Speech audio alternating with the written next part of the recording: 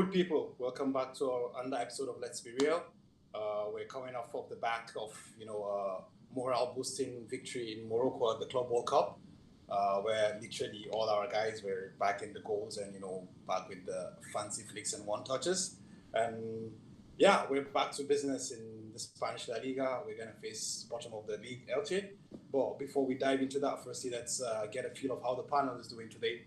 Today we're joined with Jacob, Vishal, and Doris. So yeah, ladies first. Doris, can you tell us how you're feeling after the Club World Cup victory? Yeah, I already said on the post match. Of course, I feel great about it. Like it's another trophy, champions of the world. Of course, there's everything to be happy about. But yeah, for the tomorrow's game, not so much. Mostly scared, especially because of Elche's last game, and yeah, it was it was quite a game. I don't know if you guys watched it. I personally didn't go through the game, but then let's go to Jacob. Let's get a feel of how you're doing today, Jacob. I'm feeling great, man. So right now it's a different living situation for me, so which is why I have a different background over here. And apart from that, for Real Madrid, like I feel like the Club World Cup win was just what we needed. It was a break from La Liga, from all the negativity around surrounding the team, and it's good that Vinicius also was in great form. So because he was having a bad couple of games in La Liga, and all of that. So super excited to restart our season fresh and new. Even though like we are a few points behind on the board, I feel really positive about this season, guys. I really want to see what kind of dictionary that Jacob uses where a few equals 8 points, but then I mean it is what it is though. Yeah, Bishop. Well, what's your take? How are you feeling? Yeah, After the victory? yeah, I'm more with Jacob on here. Like, I'm kind of happy about the Club World Cup win. The final, kind of especially because Vinicius, I mean, he was doing the 21-22 thing again. He was deciding within two touches, three touches, combining everywhere, making off the ball runs. One of the goals he scored, he passed it, he ran into space, he got the ball, and then he played it in and we scored. That kind of goal was our blueprint last year, and I was really happy to see that version of him back. Even if just because of that, I'm really excited for the rest of the season because I know we're gonna play better with like Vinny ready to do like his magic again. So yeah, and again, Elche, like one game this whole season where I'm definitely more than confident. So I feel good about tomorrow, to be honest. Okay, valid. But before we move on, I will just since Vishal you brought up the idea of Vini, let's just stay with you on Vini. So actually, I think FIFA released the FIFA Pro XI squad for the players in contention for the FIFA Pro 11 yesterday, if I'm not mistaken. And all of a sudden, a certain Vinicius Junior is missing. I want to take what's your take on that? Wow, how disrespectful do you think that is? Yeah, it's horrible. I mean, I don't even get it. Like some decisions are hard to get. I don't get it. I don't get why Ronaldo has to be there, for example. Many players. It's not just Ronaldo. Many players. Kroos isn't there. Modric is there because Modric is one of the rare Madrid players with untouchable PR. Thankfully, everybody loves him. Everybody hates him. So he's gonna make it to all of these because he deserves it. But yeah, I mean, it's just disrespect sounds about right to me, to be honest. Like there's just nothing that justifies what's going on with him not being in that contention. But we see this a lot with most of these awards, so not surprising, but somehow it's always annoying to be very honest. Let me just come to you, Doris, and pose a different question since Vishal also took me there as well. The point is that Tony Kroos is missing on the list, Eder Militao is missing on the list, but then you have players like Enzo Fernandez, Jude Bellingham, even what's he called? Rudiger is on the list, Alfonso Davies is on the list, and it comes to beg the question like, okay, what's the criteria for getting on this list? Because we've seen, time and time again, game in, game out, like when it matters the most, people like Tony Kroos, people like, Militao, they've come to the fore of this game, So I'm just thinking, honestly, I personally just feel like, how is Enzo Fernandez played in the World Cup? Fine. But before then, no one even knows who Enzo Fernandez is. Are they telling me that Enzo Fernandez, Jude Bellingham, all these guys are better than Toni Kroos? Are they telling me Alphonso Davies is getting ahead of Eden Militao into this list? I don't know. What's your feel on that? Yeah, I agree with you. It's ridiculous. I mean, it sort of feels like it's like a FIFA, the game choice, where you cannot have too many players from the same club or from the same league. You have to spread it out so the cards would sell. It kind of feels like that, you know. And that would probably be the only way I would explain some of those players being there. And I don't know, for someone like Enzo Fernandez, um, he had a good World Cup, and so did Messi, you know. And for the rest of his season, you cannot say that he had or the 2022 year, you cannot say that he had a good year except for the World Cup, you know. And there are many other players that I guess just seem wrong in that squad. But yeah, the only way I would explain it is you cannot have too many players from the same club. And Vinicius is probably the biggest player in the entire world, or in that list that deserves to be there. I mean, he scored in the final, in the Champions League final. He won us the Champions League. He scored so many goals. He was good throughout the whole year. So, uh, and especially like his uh, his stepping stone was the end of the 2021 year, like in November and December, right? So became amazing in January and February and all of that throughout the entire year. So if anyone deserved to be there, it's definitely Vinicius.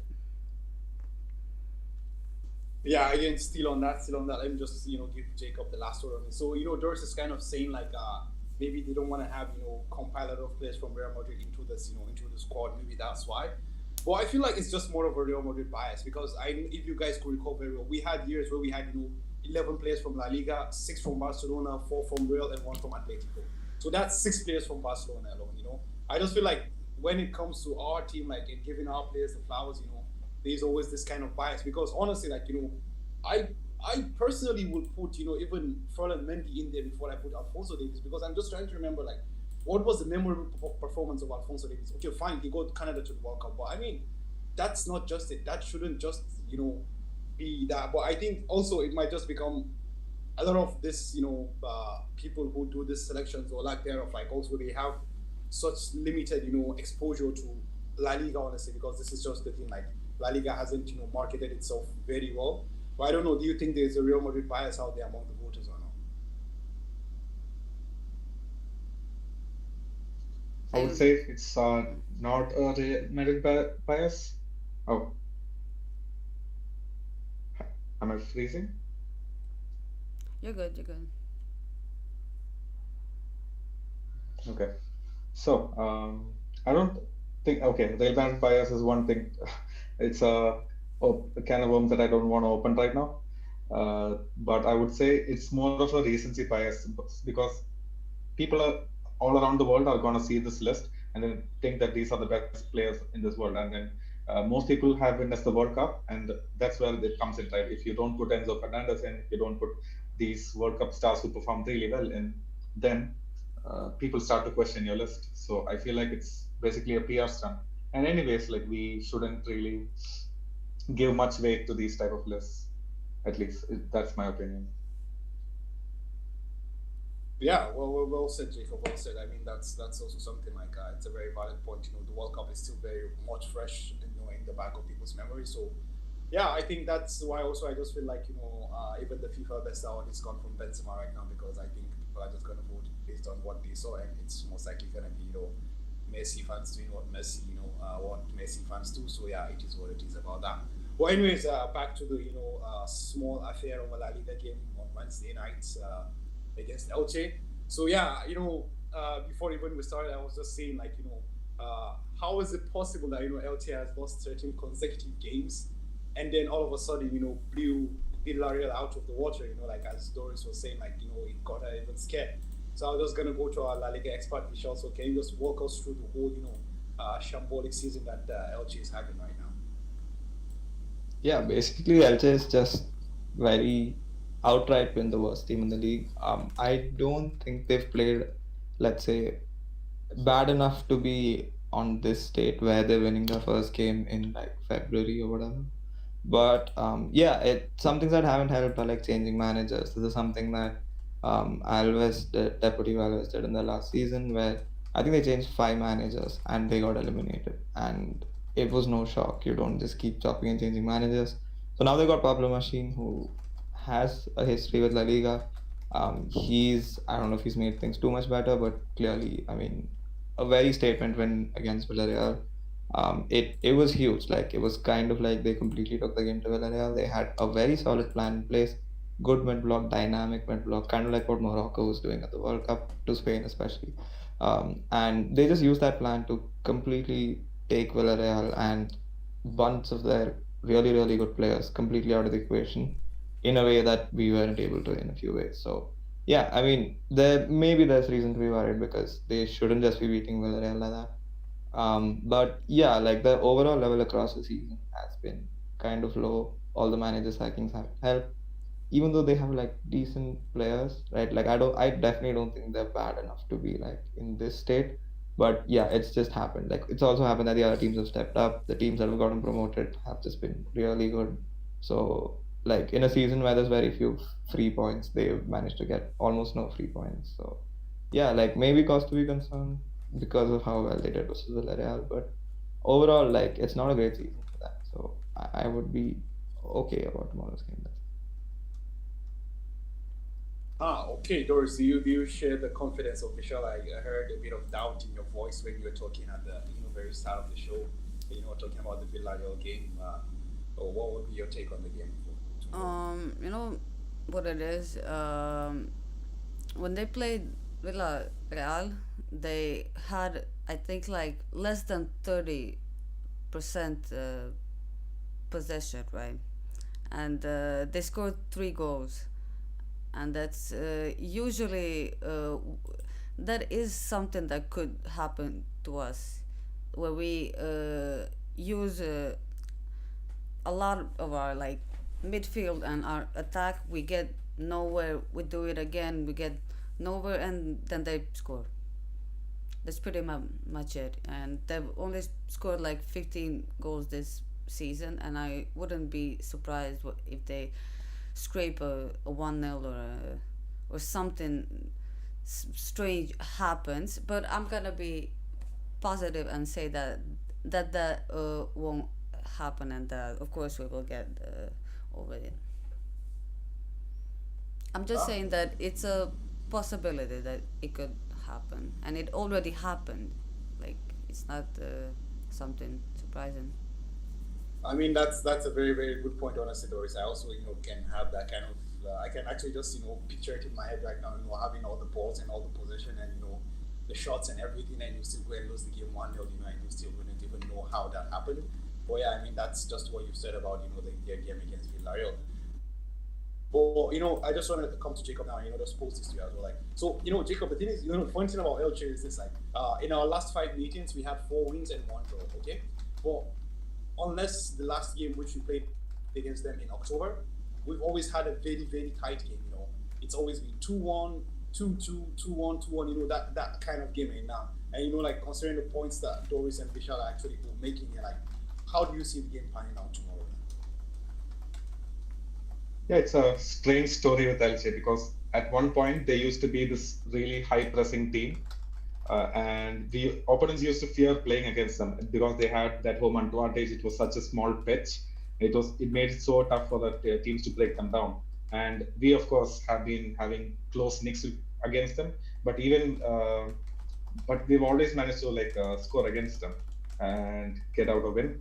So I'm super hopeful for tomorrow's game, to be honest. Okay, you're super hopeful for the game tomorrow, you're saying. So well, how, for example, I think like Pierre Mia was the one who got the hat trick against Villarreal, and we have players like Luca Boyo on the team as well. How do you see our defense, coping against them, Michelle? Like, do you think there's cause for worry there? Uh, Personally, no. So they set up in like an interesting 3-4-3, not very fashionable these days. We've only seen it at the World Cup at some point, but not a lot of clubs play that formation anymore. That does make them a threat wide a little bit. And Peremia does come into play when you talk about that. Lucas Boy is a very good technical striker. Like he has great technique. He gets on the ball well. He knows how to get around spaces. But I mean, what most people say is also that he has a problem with scoring goals. So, um, Elche, I personally wouldn't be worried. Like, let's say 1v1 or quality wise, we'll have issues dealing with them. Ere Militao knows how to deal with a technical forward. That's what he's proved in La Liga for the last 2-3 years. Like, all most forwards in La Liga, like Gerard Moreno or Borja Iglesias or Atleti's forwards, they're all good with their feet. So we've been good at dealing with that, at least on an individual level. If our press will fail or we'll be caught up field and it's like four men of them running against two of us, that's going to be a problem in the lines of what Torres said. But 1v1, I think we'll be okay. Like Mallorca, we always had to worry about Muriqi because he's so like dangerous in the air. We saw it the whole game. I wouldn't say that we have to worry that much about somebody in Elche's camp for tomorrow. Oh, that's quite insightful. Thank you, Michelle. So then, okay, let's, if we know, since we've talked about LG a couple of for a couple of minutes, let's now switch to the white side of Real Madrid. Tomorrow we're gonna be hosting at the Santiago Bernabeu, and considering that we are a few points behind, according to Jacob, apparently 8 points are a few. So Doris, do you see any tinkering with the lineup, or do you see I mean, how do you expect us to approach the game tomorrow, considering what we're coming back off? It's so difficult to say. I'm expecting first that Elche will probably be very, very, very defensive, and we're gonna need Vinicius for that. So Vinicius is always a guarantee. Uh, I'm not sure if Benzema will probably sit this one out. He could be to keep him rested. He did get uh, he did play last game where he just came off of an injury, and yeah, he will probably be rested. So we could be playing Asensio there, and maybe Valverde on the right. I did see on SofaScore that they put Valverde, Ceballos, and Tchouaméni in the midfield. So we'll see about that, and Asensio on the right. I think it all depends if Benzema plays. But yeah, my prediction is probably similar as so far. It will probably be Ceballos in the midfield, Tchouaméni in the midfield, and Valverde in the midfield. I think that Ancelotti will probably rest Modric and Kroos.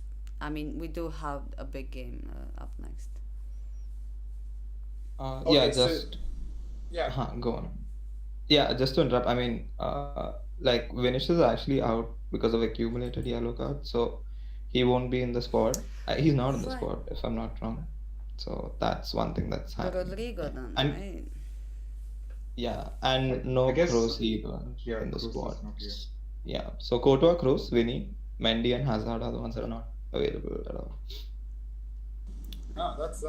that's interesting. Actually, I just wanted to come to the I'm gonna deviate from the course here a bit, but because Doris brought up the issue of Karim Benzema getting the rest, considering that he came back abruptly for the final, and it's LT at home, and we're just a few points, which is 8 behind Barcelona. So yeah, I mean we're just gonna just skip past that. So earlier today I was reading, maybe it was an old report or something, I don't know, but like recently ESPN, actually I think yesterday also, ESPN actually reporting the fact that Real Madrid are looking towards Vlahovic and Richarlison as a plan B if Vlahovic fails. Like, finally, like after years, and decided that it's a backup. Well, I kind of find, the names being a strange couple of names. I'm just gonna throw these out there to everyone. So, well, let's start with Jacob. Let's see what's your take on the whole Vlahovic, Richarlison, scouting by Real Madrid or being to Real Madrid. Let's see. I gotta say it's pretty strange scouting. I mean, Blahovic I kind of understand, but Richarlison, man, he's not a Brazilian teenager that Perez just goes, we need to get him. This man has been out there. He has been known to be inconsistent in the league, which is exactly the opposite of what we want. And it's just a strange decision if we actually are scouting him. Okay. What about you, Vishal? What do you think? Would that be a welcome addition or like? Yeah, I think it's a bit random, like especially the two names like Vlahovic and then Richarlison. Not just because, yeah, Richarlison's one thing. I think Jacob addressed that. I mean, if you're not going to score in the Premier League, you're probably not going to score in La Liga. And as far as Vlahovic goes, I don't know if he's going to want to be a backup striker at this point. So neither of the names make like too much sense. It might be fluff. Richarlison, I don't know, Ancelotti was with him at Everton, I think. So maybe that's a factor, but I don't know. It just seems a bit random. I don't know if Vlahovic wants at this point in his career to go from already horrible place in Juventus to not getting any more game time or being confirmed second choice behind Benzema, which I think would probably be the case. So I don't know. Neither names make too much sense, but let's see. Yeah. Well, I mean, on one hand, I just think about this. So, like, for a player like Vlahovic, I think he's 24, and Richarlison also, I think he's around similar age group as well. So I kind of feel like he'd assume that Benzema is going to be 34 as well. If I'm not 34 or 35, I'm not sure, it's going to be around that age group. So he's going to think, okay, most likely I just have to go there for, 1 year to 18 months being a backup, and I have to, be the next main man. Because the point is, as we discussed in the last post game as well, like Real Madrid has put a lot of investment in a 16-year-old Hendrick as well, But the point is, I want to believe that Real Madrid are not going to expect that after 2 years, Hendrick is going to be the main man when he turns 18.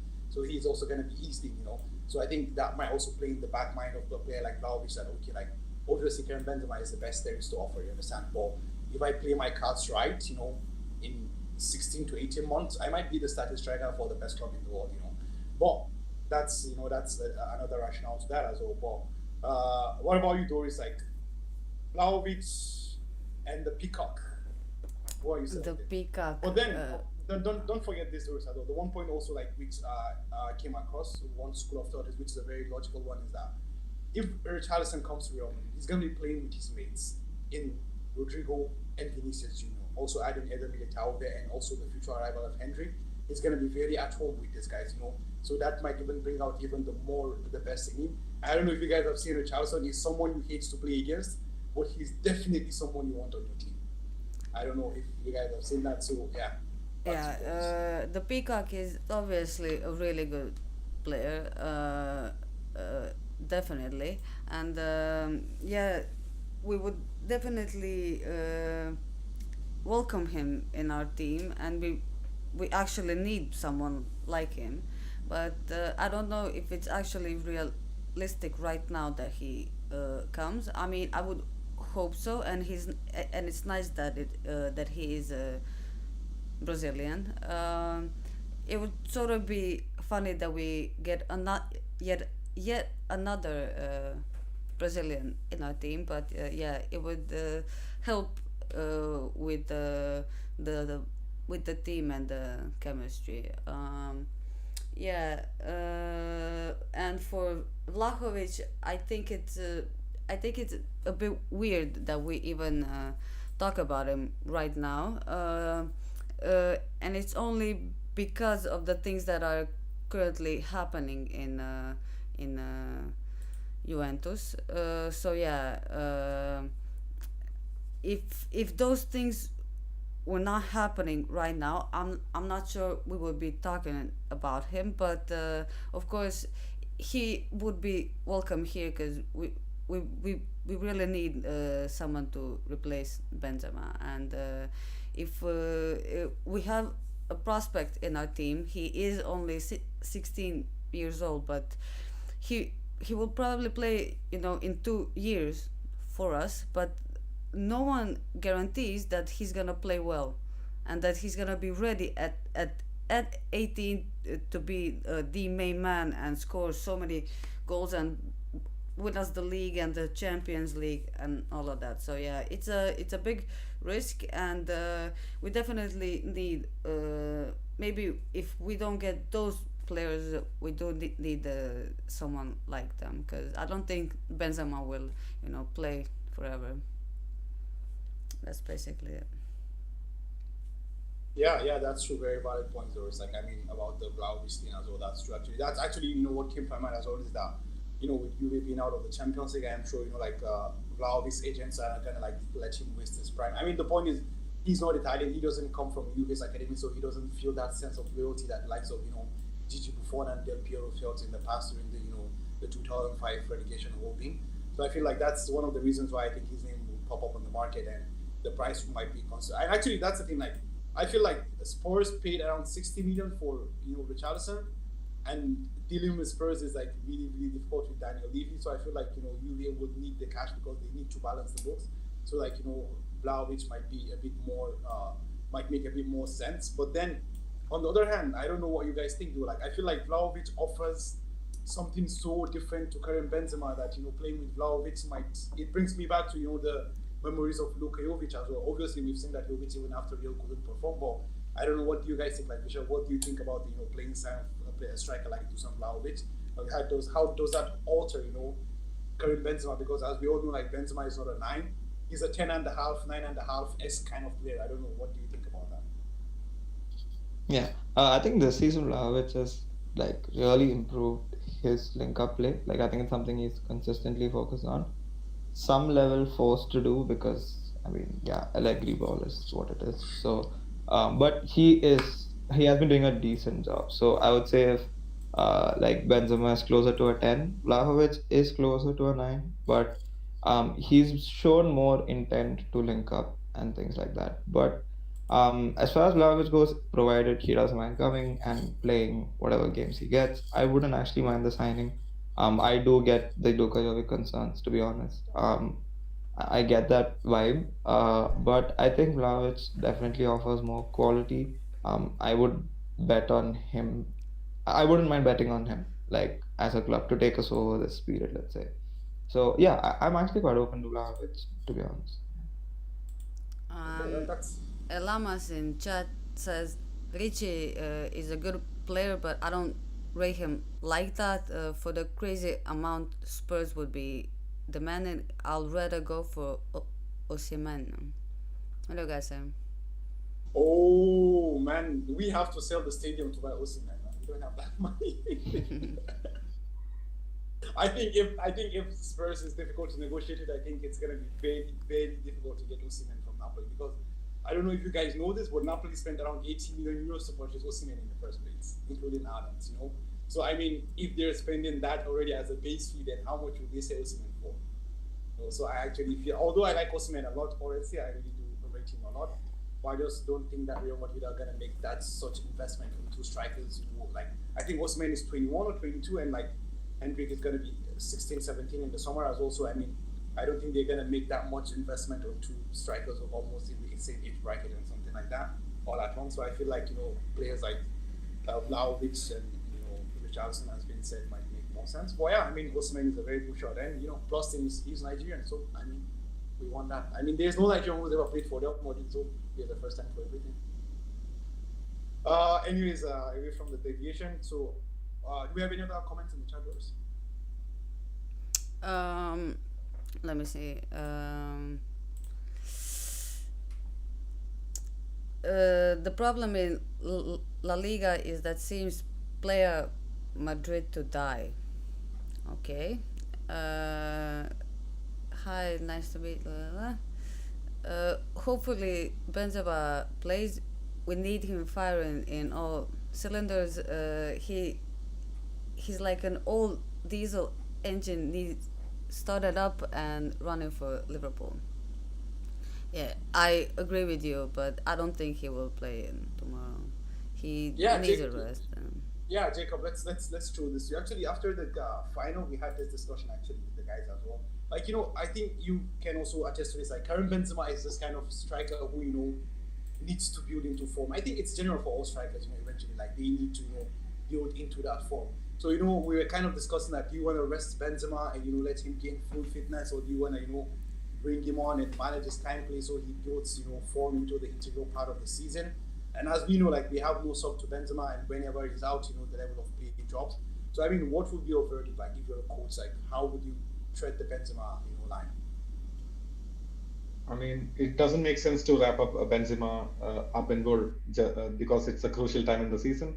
And to be honest, Benzema has gotten a lot of rest, guys. He didn't play the World Cup. He was injured a few days, and then so yeah, it's been a start-stop thing for Benzema this season. So I feel like he needs to get all the momentum he can get. Yeah, that's a very valid point. Also, like I kind of also share that sentiment, but it's a high risk, high reward game. Like whatever happens, if he aggravates his injury, as we've seen, like with I think it was right before the World Cup where he actually aggravated an injury, and where a lot of fans were giving him the stick, thinking that he was faking something, and we saw that he couldn't even play at the World Cup. So yeah, that's the fear out there actually. But then yeah, Vishal. So let's assume that hypothetically we're resting Benzema. How do you see the team pan out? Like, what kind of lineup do you see we go to? Considering that yeah, I mean considering like the suspensions and the injuries in the team as well, as we mentioned before, we also out. Yeah, I think it's an interesting one because for once when he's not available, so we have to wonder what we're gonna do on the left. We haven't had to think about that for a while. Like yeah, we can put Rodrigo on the left, but now who plays in the middle? All of these sort of things come up. So I think maybe Benzema's almost forced his hand. He probably will have to start or at least feature majorly, maybe at halftime or something. Um, I'm not really sure how to go about it. I feel like I don't mind like Asensio on the right, Rodrigo on the left, or Asensio on the middle and Rodrigo on the left and Valverde on the right. But we'll have to do some sort of like weird movement like this where some players are playing in different positions. It's kind of been the story of the season. But as far as Benzema goes, I agree with I'm with Jacob here. Mainly because I feel like in his last few appearances, he's been like it's a lack of like match fitness, I'd say. Bad touches, not seeing passes, or straight up missing passes by a lot. We don't see Benzema do that a lot. So yeah, like I also feel like we might need to stick with him. Not just because it's a crucial part of the season, but with more minutes, maybe measured minutes, like he can come out at halftime or later also. But I do feel like he needs to get his touch back. He needs to get his link up sort of back to optimum. Sometimes he's sort of making like passing mistakes that are of a technical level way below him. But we know Benzema doesn't miss passes. He nails flicks. He nails all the things that he does. So I would pin that down to match fitness, and for that reason, like I think he should be playing like a bit more in this period because yeah, crucial time is coming. Yeah, definitely. That's it. It's like we need to roll Benzema into form actually because he's so crucial to what we can achieve as a team. So I think that's right. But I just want to bring this question back as well. Like I think we've discussed this 1 million times, but I feel this also might be the ideal time to rehash the issue again about Carlo Ancelotti and Casilla players. I mean, not just Carlo, but I mean for the past 4 or 5 years, like the lack of integration of Casilla players into the team. But right now we're provisionally 11 points behind Barcelona, and I mean, although Jacob would define it as a few points, I mean that's quite a mountain. Obviously, we played one game less. If we win tomorrow, it goes back to 8 points. But you guys feel like this is the time to bring the players in where there is no high expectation, where the pressure is less, because at this point in time, I mean, we have just a fighter's chance. That's just the way the English word is. Like it's a fighter's chance. It's literally a very very remote and minute chance.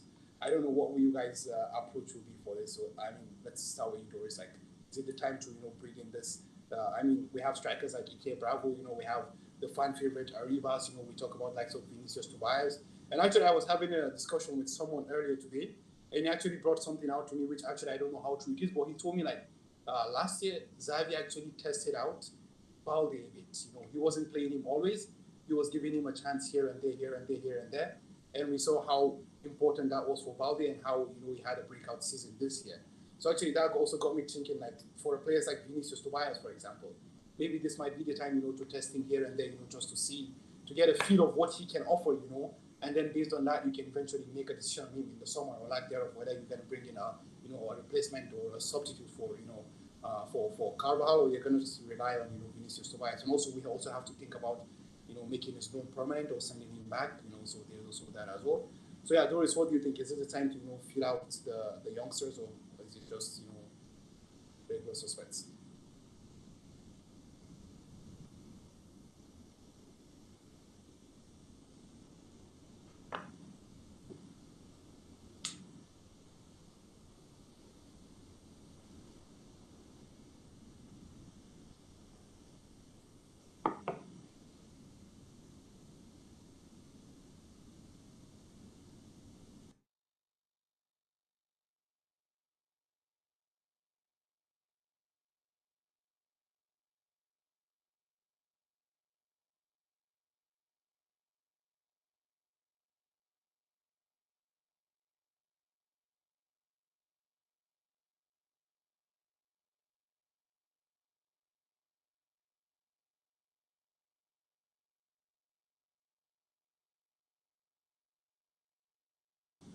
Exactly. If we have a statistician here, and he will say, it's doubt raised to the power of doubt. She has doubt in Ancelotti, and Ancelotti has doubt in the kids. So it's just as you said, an endless cycle here. So Vishal, what's your take? What's your take on the youngsters? Yeah, I think an important point that you mentioned was that it's been a while, right? Like we've just not been that club for a while.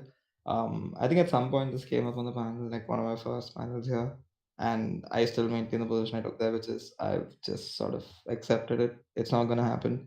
The best way to integrate youngsters into Real Madrid with the way Real Madrid functions is to send them out on proper loans, let them prove themselves, come back, and maybe the manager who's there at that point will integrate you into the team, right? It's not great, but it is what it is, right? I've personally, at least at this point, I think, like you said, it's an important point what you said. We're no longer like neck to neck with Barcelona, where we have to feel like, oh, okay, best 11 every week or nothing, right? Like, we can sort of, I mean, it's Elche, right? Like, I mean, I'm the last person to be disrespectful towards La Liga teams, but if there was a day where you wanted to see if somebody like Vinicius Tobias, I think that's the best shout, to be honest, because on some level, I think we know that like the club trusts in him to be the next right back. I mean, at least that's the noise that's been coming out. That would explain why we didn't even think about Malo Gusto, even though like he was very heavily scouted by Calafat. So maybe we're betting on Vinicius Tobias, then maybe we should be trying him out.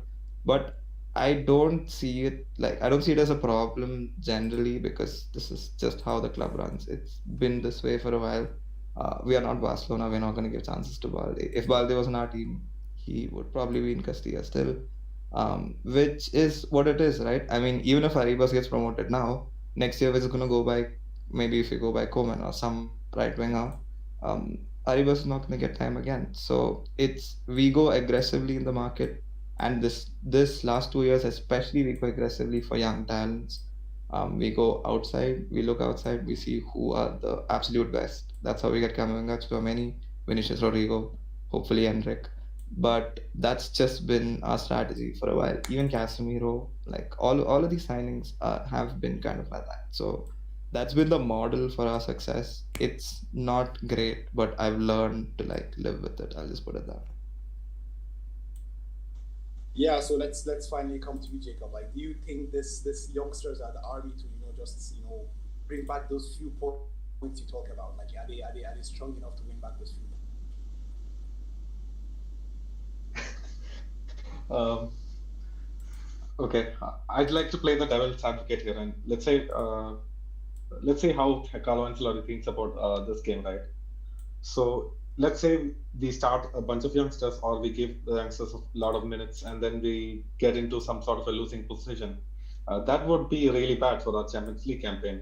So I would say breaking up this team and breaking up the good form that this core team has around them, would be a bad situation, especially if we lose. If we go and win, like that would be fine. But it's Carlo, man. Like he never leaves it up to chance. Like Arribas basically got like 2 minutes in the final.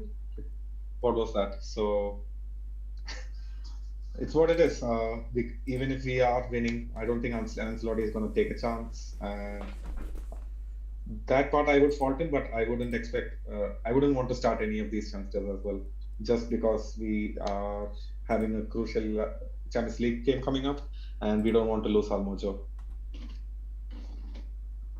Yeah, I mean that's also a very valid point. Momentum is always important, especially considering the fact that Liverpool also won the derby yesterday. So I feel like they're also going to be in a buoyant mode, coming into the game. So yeah, we also want to gain as much momentum as we want. But I think personally for me, like I'm not the advocate of oh let's throw in 3, 4, 5 youngsters into the team. But I just mean like you can feel out what it's going to be like. You understand? For example, in the FIFA Club World Cup, like it was it was a high scoring game. But honestly, it was a comfortable victory for Real Madrid, you understand?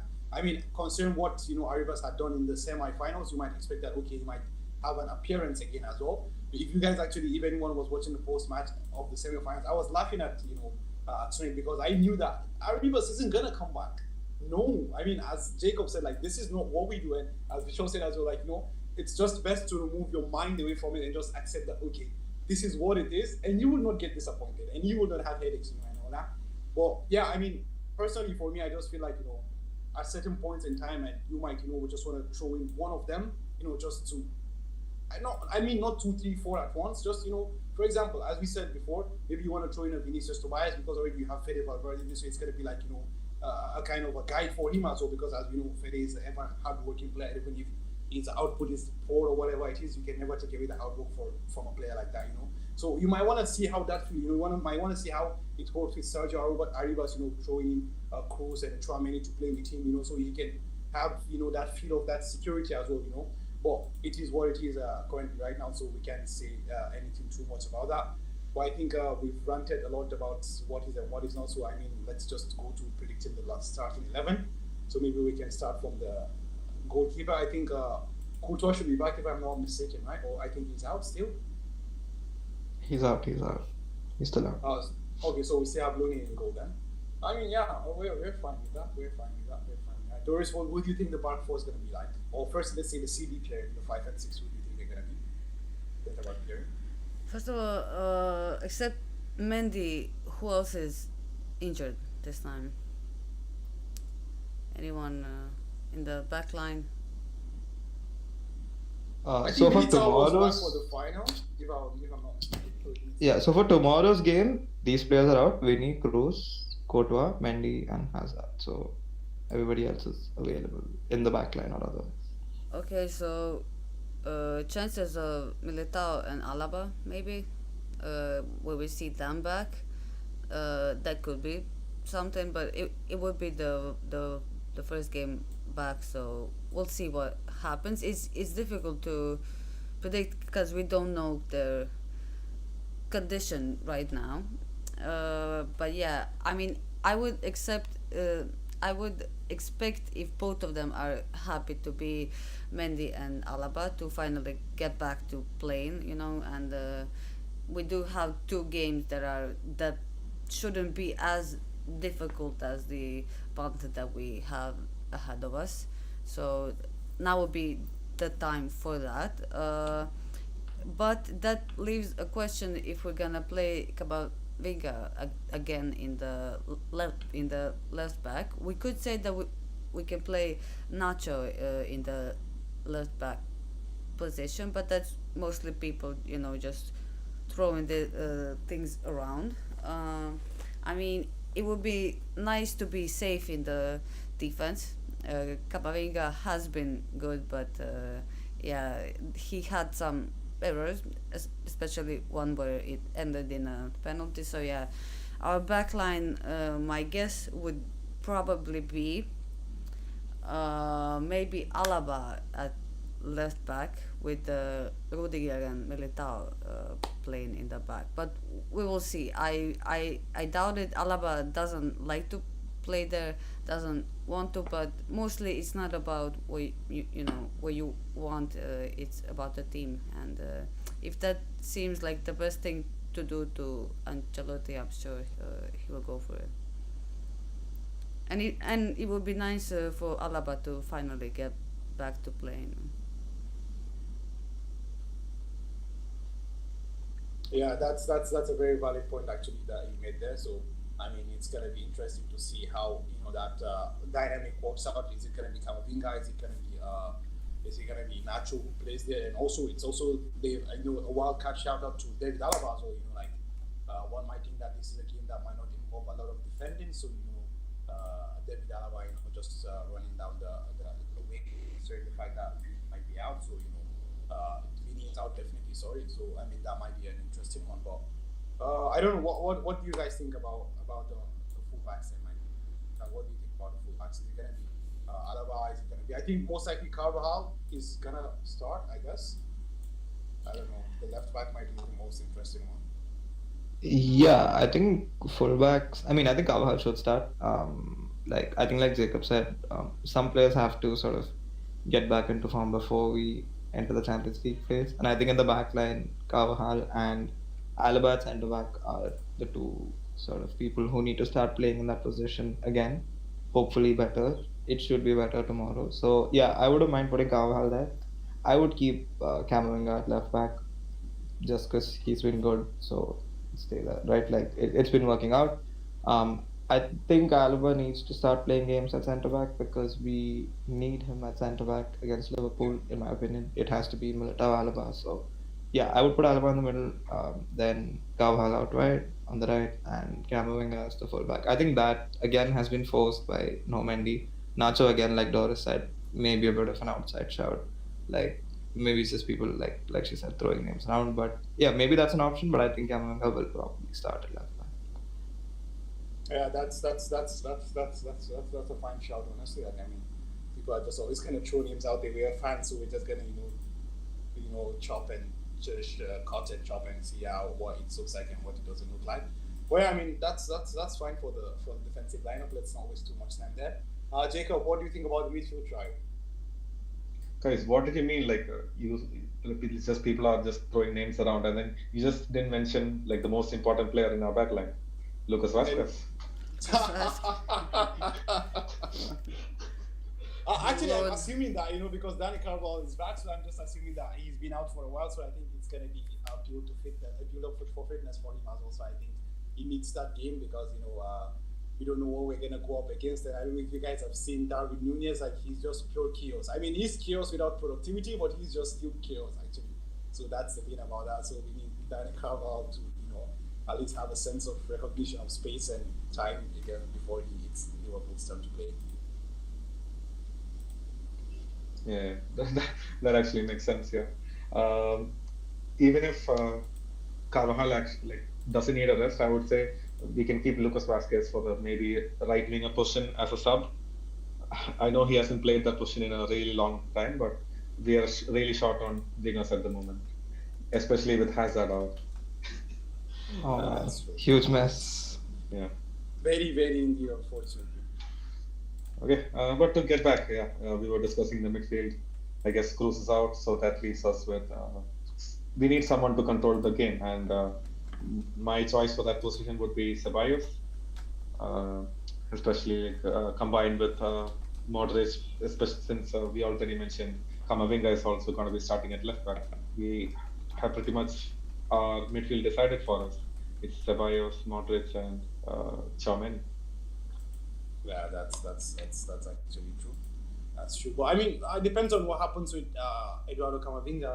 Also, maybe we never can tell if Carlo decides to shift someone to the left back and Camavinga can come into the middle of the park at least for a change of pace. But actually, for me, what I just feel like, I don't know what you guys would think, but I feel like if we're not gonna get Mendy back till the game at Anfield, I would rather have Camavinga play there till then.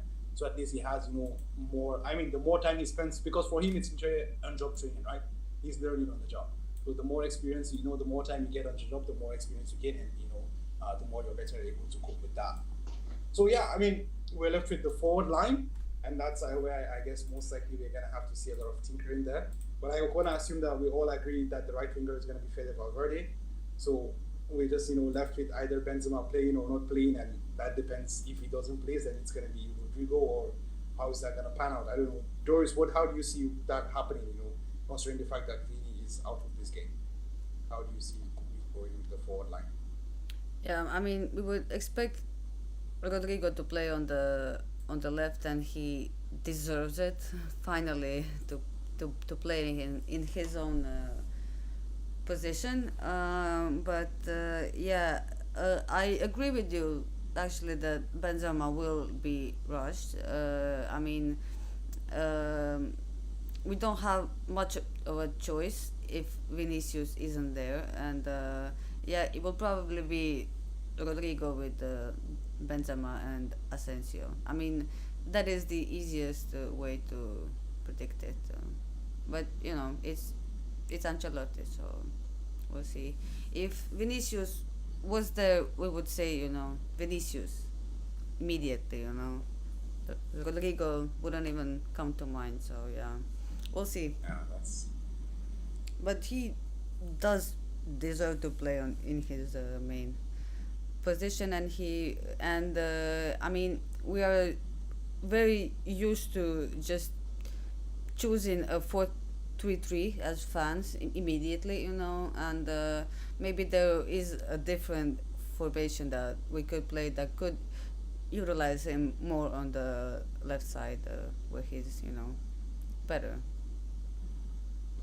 I see. That's actually interesting as well. That's an interesting thing. But I feel like our team has been so like it's now become muscle memory to play 4-3-3. So changing of a formation, Yeah. especially considering Tony Kroos and Luka Modric might be a bit interesting. But I don't know. I mean, that's the thing. Like going forward, maybe we might see something different. Like when we're brought in the youngsters eventually. After the aftermath of the departure of Tony Kroos and eventually Modric as well. Yeah. But I mean, that's something for another day. So I think we're all set on the probable starting XI for the game. So I think the only thing left to do it now is just to go in with the predictions. Jacob, let's have yours. Oh, right. Before we go into the predictions, I was looking at an interesting thread on Reddit. It was Yeah. about unpopular opinions on Real Madrid, and one of the commenters there said, unpopular opinion, but if Rodrigo starts on the left instead of Vini for the next 10 games, he would probably be more productive than Vinicius.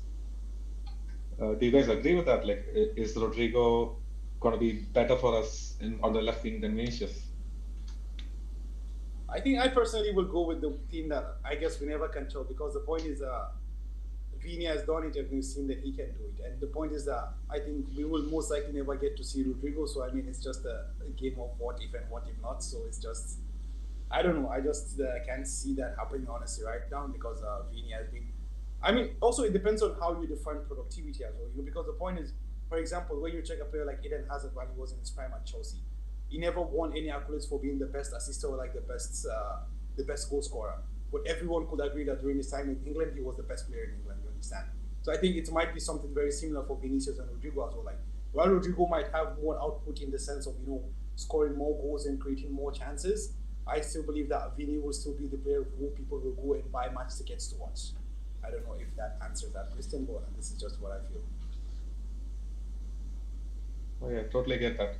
Yeah, I would say like Rodrigo would certainly not be as wasteful. He would take better decisions, but Vinny is just a player, like he can break lines, do so many things that doesn't come up in the stat sheet.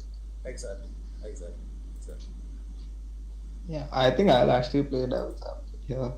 I think the Club World Cup final Vinny or 21-22 Vinny would do more than Rodrigo, but I think this season's Rodrigo versus this season's Vinny overall, especially La Liga Vinny this year. I mean, just he's been quite. I mean, I think in as far as percentile goes, in terms of 1v1, like beating your man, only 14% of the world's players are worse at him than doing that. Only 14% of the world's players are worse at him. That is, he's worse than everybody else. So it's not been good for Vinny this year. I've really been critical of him because he's just been taking too many men on and it doesn't show. There's only so many men you can take on before you lose the ball. So yeah, but Club World Cup final, I felt like a switch flipped whatever. I don't care if it's the Club World Cup final. For me, Vinny's thing has been mental and how he approaches space, which space to attack, and most importantly, how fast he decides. This is something Carlo mentioned in 2022 as well. What helped was he told Vinny to decide within 3 touches, 4 touches, just make a decision, right? And I feel like I saw that again from him, that intent from him. So if that's what continues, then yeah, I don't think Vinny is replaceable at all in terms of Vinny versus Rodrigo. But this season, maybe. I don't know. Maybe I would probably do it and see what happens. I would take a shot on it actually to see what happens. Okay, well, we talk about predictions, right? Well, I feel like I've made it so uncomfortable. Yeah, It was this like is an certainly awkward an moment of silence, unpopular right? opinion.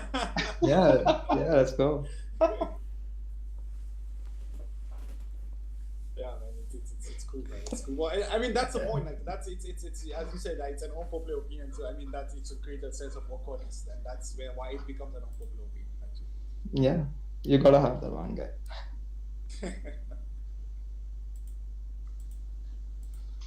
Yeah, Jacob, can you give us? Let's get back on track. Then, can you give us your prediction so we can just wrap this up before it's too late? Oh yeah, sure. I'm gonna predict an easy win for us, so we're not even gonna concede. It's gonna be an easy 2-0, and with at least one young player coming on in the second half. Oh, nice touch, nice touch, nice touch. Yeah. What about you, Vishal? What you thinking can happen in the game? Yeah, I think I'll go with like let's go with like 4-0. I feel like we're gonna have fun tomorrow. I don't mind whatever 11's gonna start. As long as our like forwards combine well, and once we get that first goal, and I feel like it's just gonna start raining. So that's what happened last time as well. We struggled for like a bit. I remember I was watching with one of my friends who doesn't watch La Liga, and he was like, "How are you not scoring against this team that hasn't won a single game?" But once we scored, it was just open days. So that's kind of what I expect as well. So I'll go with 4-0, yeah. And no youngsters coming on ever. That's a good shout. That's a good shout. What about you, Doris? What are you thinking? Yeah, I agree with Vishal. There will be no young players in our team. I mean, our Castillo players. But for the team, I think it's just standard, and it's I mean, it's difficult to say for the back line. Given everything that's happening with our players and players coming back and all that. For the midfield, it's a very good chance that Ceballos will play. Many that he will play, and for the third spot, I would probably say that it's gonna be Valverde. But I don't know. This one is a very difficult one to predict. Yeah. We won't be actually- putting our strongest 11, so it's difficult to say. Yeah, I actually kind of also share that sentiment there because I actually feel like with Elche and coming off of a buoyant victory, at against Villarreal, so like they might try to come to the Bernabeu and just lay everything down and just lay siege there, and just gonna be a bombardment of I mean not chances, but like shots from Real Madrid and no clear cut chance there. So I feel it's gonna be much more closer. I feel like it's gonna be like a 2-1 victory for us. Given that we never get to keep a clean sheet as well, so I'm just gonna a 2-1 victory there, and also no adherence for no youngsters from the Castilla as well. Yeah, I think with that, I guess we've come to the end of the preview for today. I don't know if you guys have any other things that might any unpopular opinions that you guys might want to share with the panel or with the audience as well. Yeah. So okay, let's do this. And who is winning tonight? Paris, Bayern. Oh, Bayern. I hope so. I think we all hope that, but yeah. Everyone here is a Bayern fan. Yeah, I mean, I think this year Me as they've well. been this year they've actually like outside of all this context, they've been my favorite team to watch. Just such good football. So I'm hoping they win. But I mean, PSG just match winners for days. If one of them decides to show up, or God forbid, all three of them decide to show up, no one knows what's gonna happen. So yeah, even I hope Bayern. I also feel like Bayern's gonna win. But there's just match deciders on that PSG squad. Like we know who they are. So yeah. Who knows if Mane is back? Is Mane gonna play? No, I don't. No, I don't think so. I mean, honestly, yeah. I personally have no stakes in the game, so I just want to watch a good game of football. Like I don't want to watch garbage. So as long as they serve me something nice to watch, I'm just fine with whoever it's. That it's gonna be, man. Bayern. It's never disappointed this season. So. I mean, well, let's see, man. Let's hope it's just in a couple of hours. So hopefully, see something nice. And yeah, tomorrow it's our game as well. Hopefully, we can get to convene tomorrow after the game. Most likely, I won't be here because it's quite late for me, but I don't know how it's gonna be. But then, without further ado, I think we've come to the end of the preview today. But before we go, we're on the road to 1,000 subs. So I mean, we've been on the road to 1,000 subs for like I think it's now, but it's what it is. We're getting there bit by bit. As they say, Rome wasn't built one day. Bit by bit, we will get there. So yeah, I mean, if you're tuning in and like what we do and you're just here for the first time, just don't forget to click the subscribe, the like button, and also turn on notifications so when we set up things, you can be aware of the time and the place, because we know everyone's a busy person, so we can plan accordingly to be able to tune in. And also shout out to the guys in the comment. I think Elamas was there, if I'm not mistaken, Doris. Yep. Shout out to the guys in the comment, and thank you for keeping us engaged. It's been without you guys we can't keep doing what we're doing. And hopefully, watch out for this space again tomorrow after the game. We can live and discuss what's happened. And with that, I sign off by saying Hala Madrid. Hala Madrid. Hala Madrid, man.